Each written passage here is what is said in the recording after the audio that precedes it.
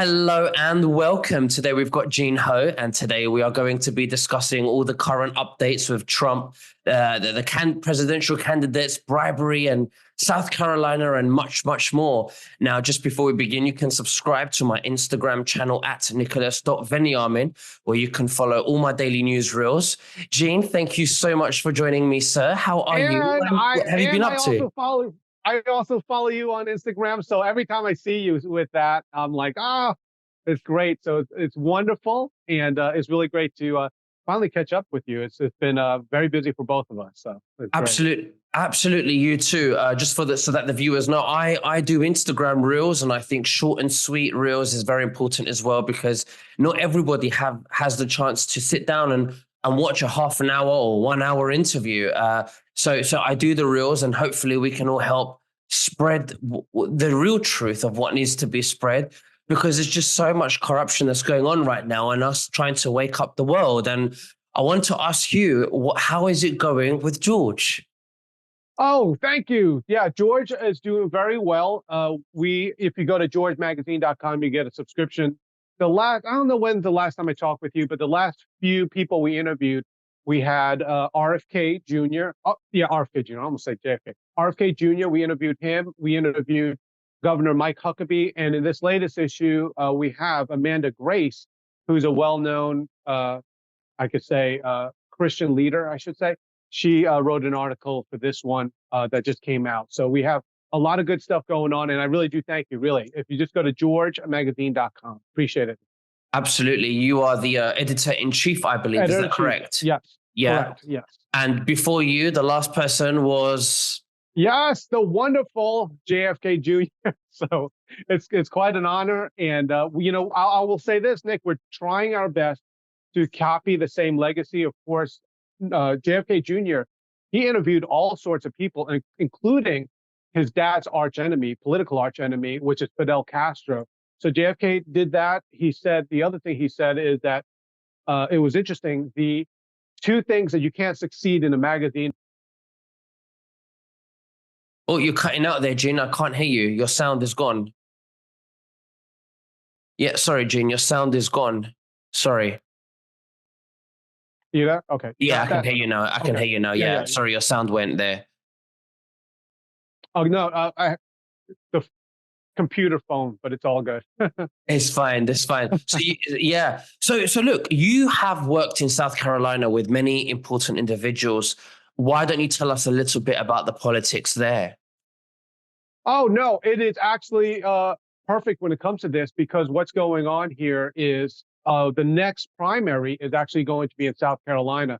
It's very interesting because, of course, Nikki Haley is from South Carolina, but the big difference is Trump has obviously always had the MAGA crowd with him, the people. He's very popular in South Carolina.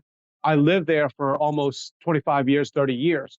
So I know the area really well. They're fully Trump. But the interesting thing about it is Trump also has the establishment Republicans there as well. So he has the support of what people, and I get it. A lot of people call them rhinos, whatever, but they're not. They're good people.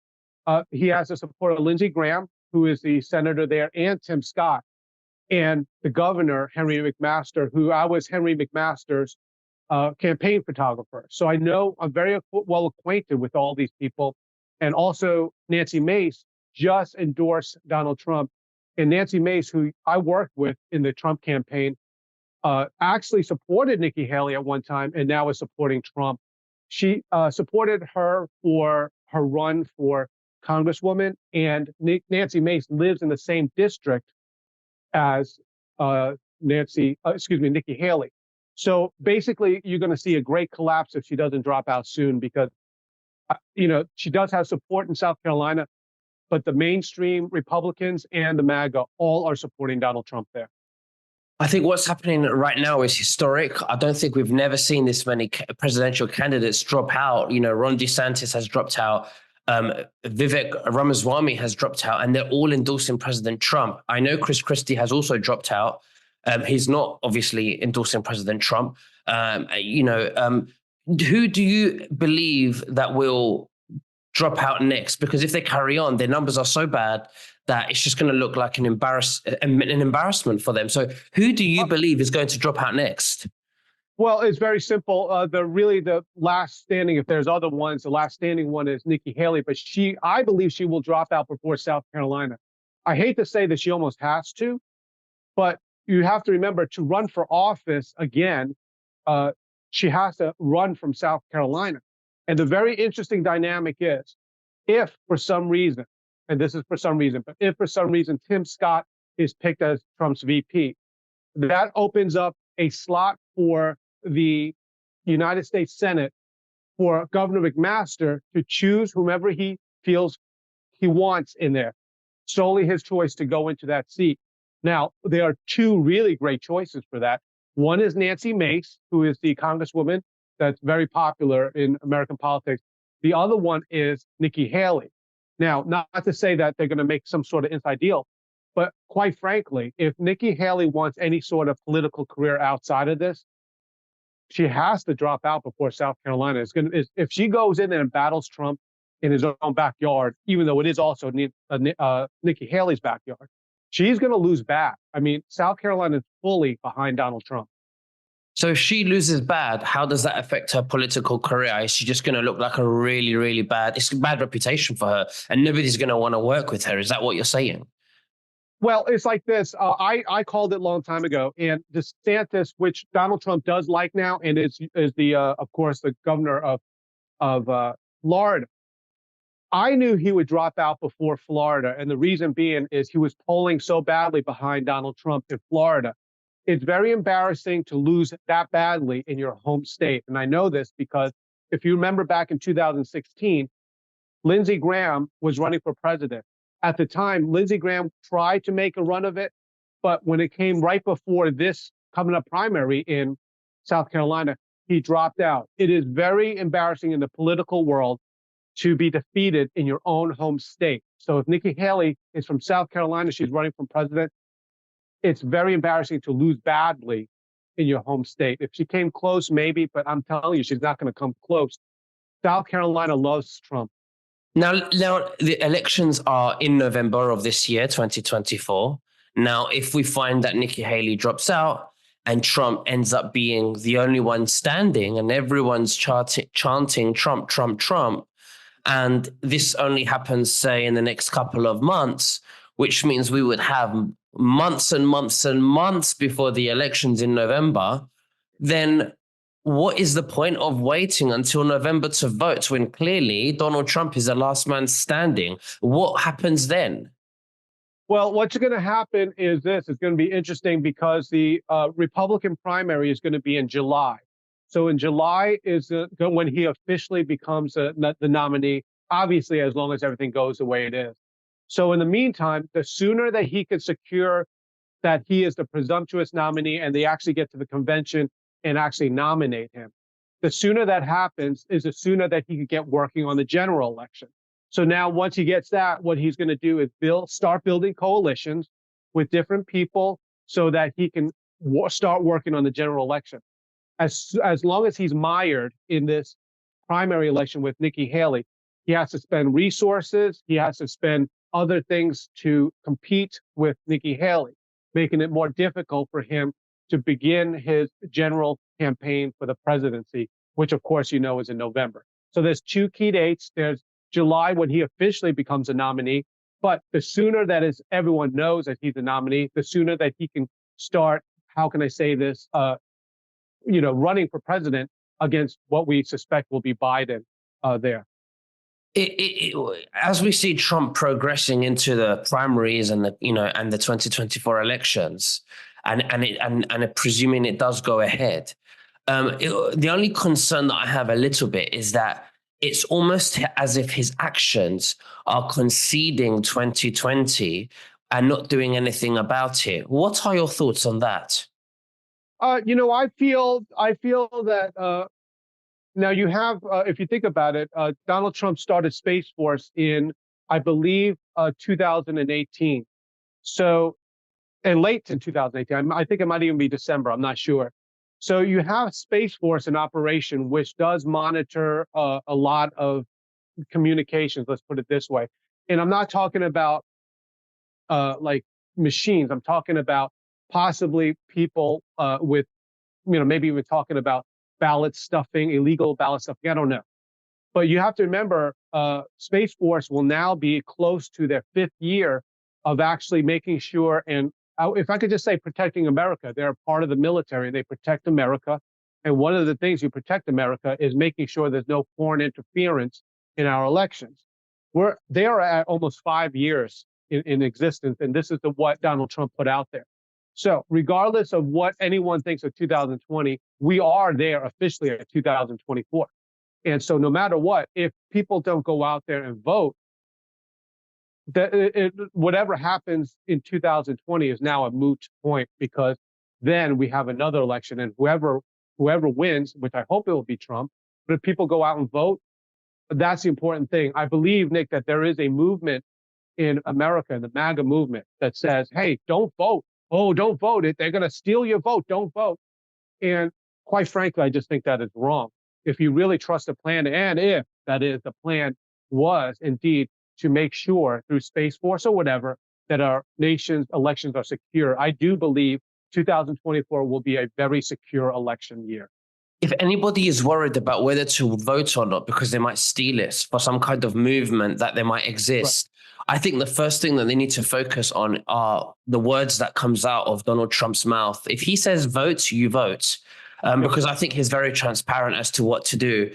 Like when he said, vote the day before, last minute, so they don't have time to change the votes or do anything corruptness. Now, do you think, or have any kind of presumption that maybe there might be a crazy assumption that maybe Donald Trump will expose the 2020 elections last minute when it's clear that he's going to win 2024, and then he comes out, because he has mentioned in an interview on the phone that he wants this to be exposed and he wants the whole world to see it? No, that is an interesting question. Actually, that's the first time like I heard of that. I know that we've talked about stuff like this before. That's the first time I heard of it. I don't know, but at the same time, what I can tell you with this is, I mean, Donald Trump is working very hard on the campaign trail. The people of Iowa did their due diligence and went out there and voted. New Hampshire, the same thing. I know South Carolina, they will come out. South Carolinians actually like waiting in line on election day to vote. It's almost like a mini rally. When I was there, we were voting. There was a lot of people in line. You're not allowed to wear your MAGA gear, but people would wear red anyway, and everyone knew who they were voting for, because you're not allowed to put any kind of campaign gear. But everyone knew who was there, and people like to stand on line. I remember me and my family, we actually looked forward to standing on line on election day, and there was very long lines to vote. So that's a very, very, really good information with that. I don't know, but I think that the plan is to go straight ahead, because I think what America needs too, possibly, is for us to say, hey, Donald Trump is going to go out there. I believe he will win the election. And it's because, quite frankly, the economy with Biden is really, it's a very tricky economy right now. And I think people see that now. So they're like, okay, Trump did better. Let's get him back in office. Now, if Donald Trump asked you personally, who do you think would be the best nominee for President Trump's VP? Who do you, in your opinion, think it should be? Who do you think will be best for that fit? By the way, it was very interesting. The one that had that was the one that had that privilege was my first boss. It was Corey Lewandowski. So Corey Lewandowski was tasked to pick, or suggest, I should say, Trump's VP. He picked Pence, which he defends himself, and I believe it. Corey said he was a great VP until the last couple of days. But actually, the person that was that in 2016 was actually my boss, Corey Lewandowski, who's a great guy. So obviously, he's not going to ask me, but who I would pick for that, I would pick Tim Scott. And the reason being is Tim Scott, first of all, he's from South Carolina. I know him. He's really a great guy. He's a really, really nice guy. But he's an effective leader.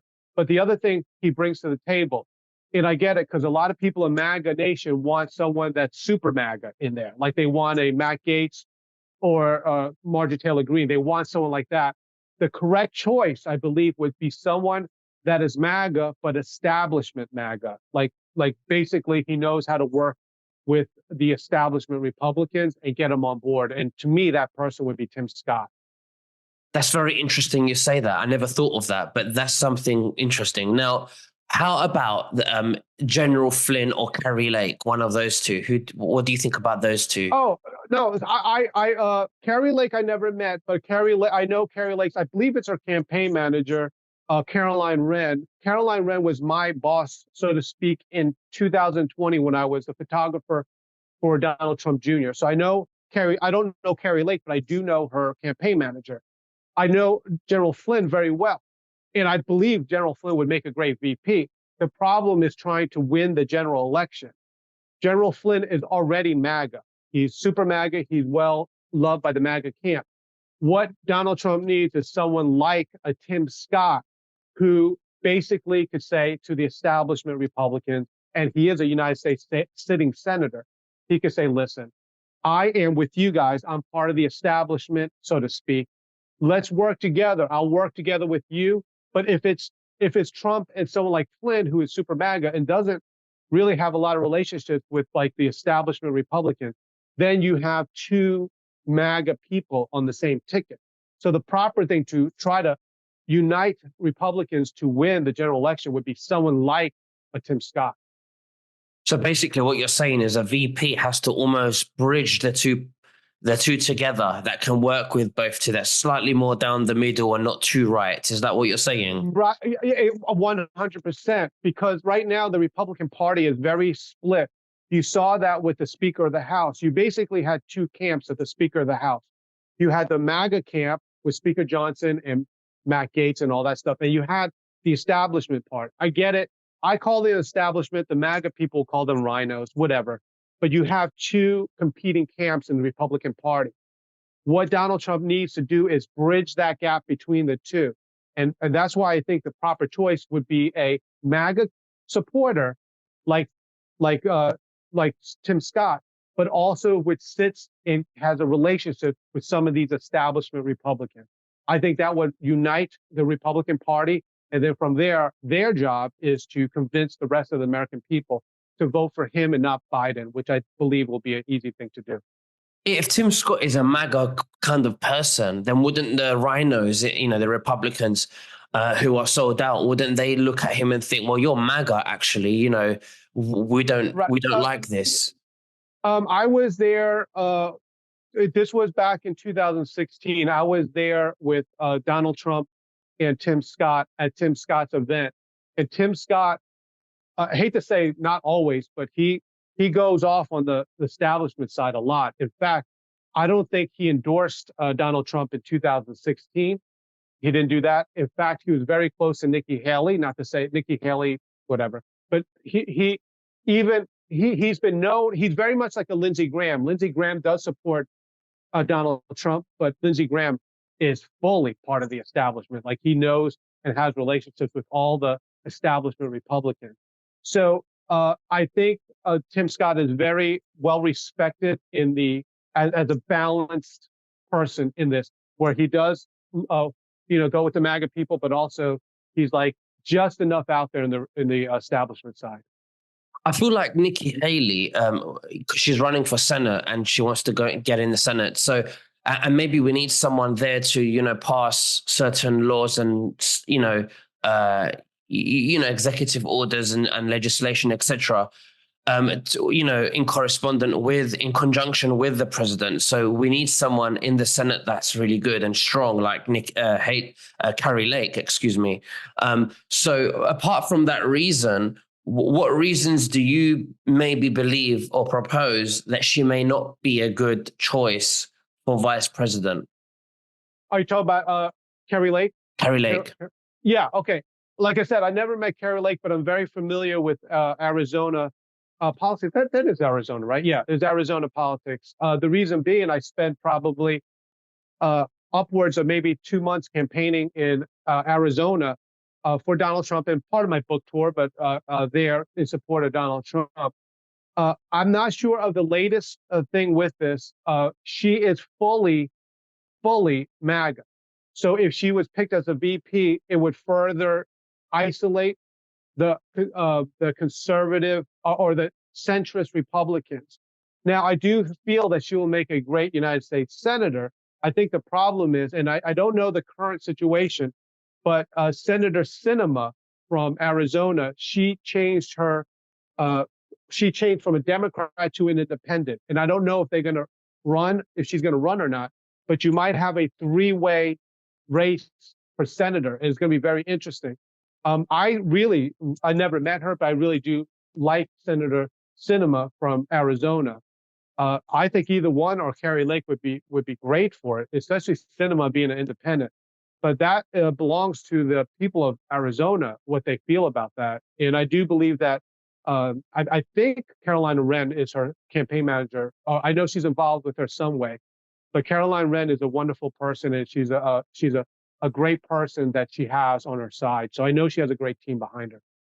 So, from all the hints that Donald Trump has given, because he's mentioned Tucker Carlson and he's mentioned very light hints with a few others, who do you think would take that role from his hints as a VP?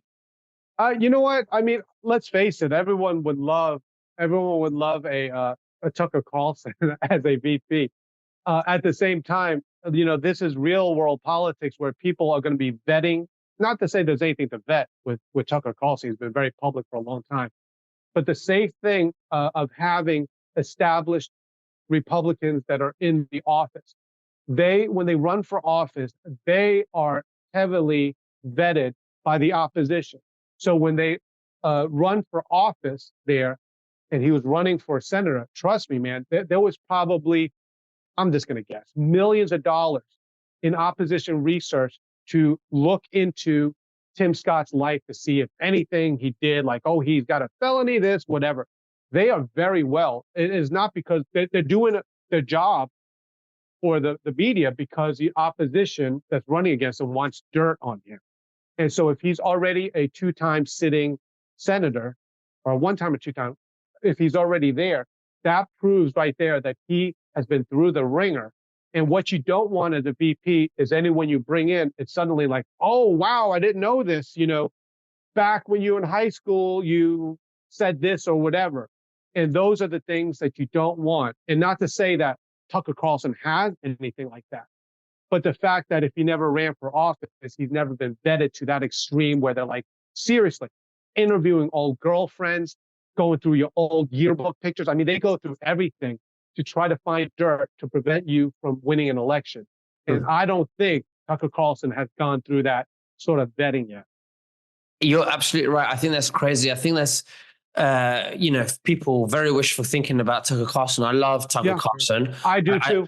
And I think he's great at delivering the news and expand, from a journalist perspective. And I think he should excel there if he hasn't excelled already. I think he's doing a great job, and we need someone in that position.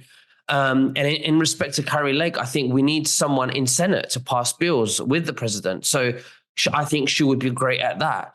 But yeah, it's crazy.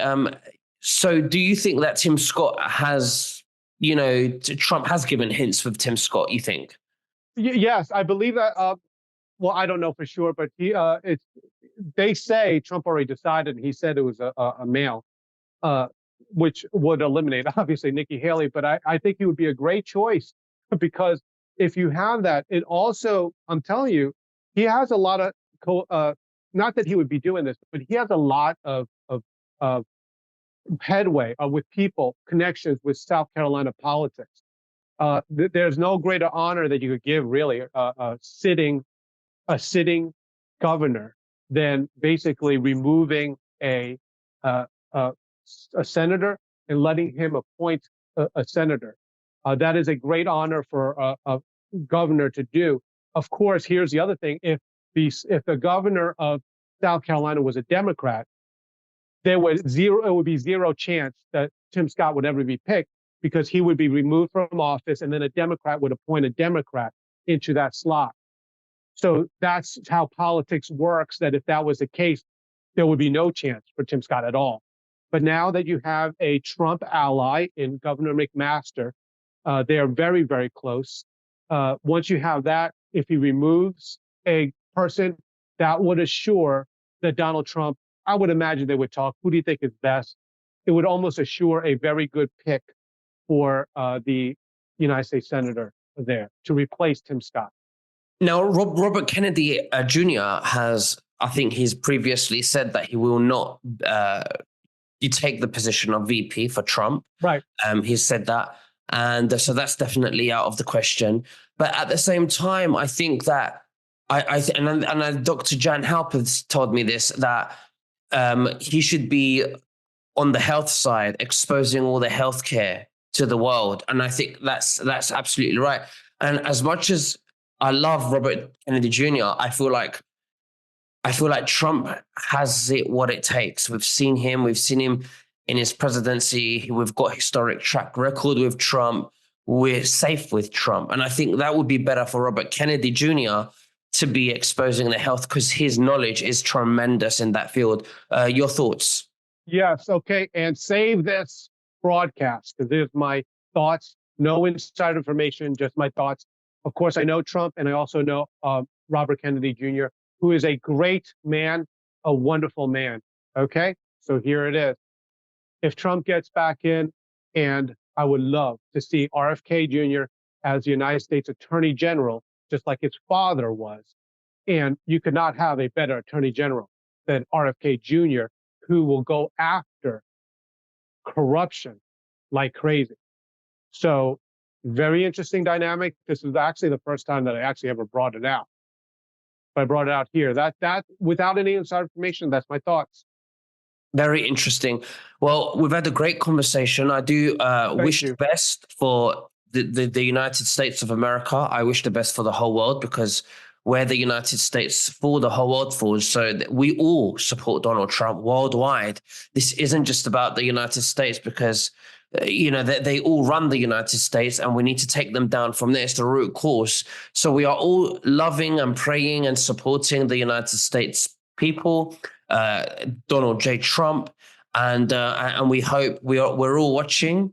But Gene, thank you so much for sharing everything with us today. Is there anything else you'd like to say to the viewers before we finish? Yeah, I want to let the viewers know that, number one, I'm a fan of Nick. So I follow him on his Instagram. It's very good, the things that he says there, and it's quick and simple. But the other thing is, if you can, please go to georgemagazine.com. Click on that, get a subscription or read whatever. But thank you so much, Nick, and really enjoyed being on the show with you. Thank you so much. Likewise. Thank you. Bye-bye. Thank you.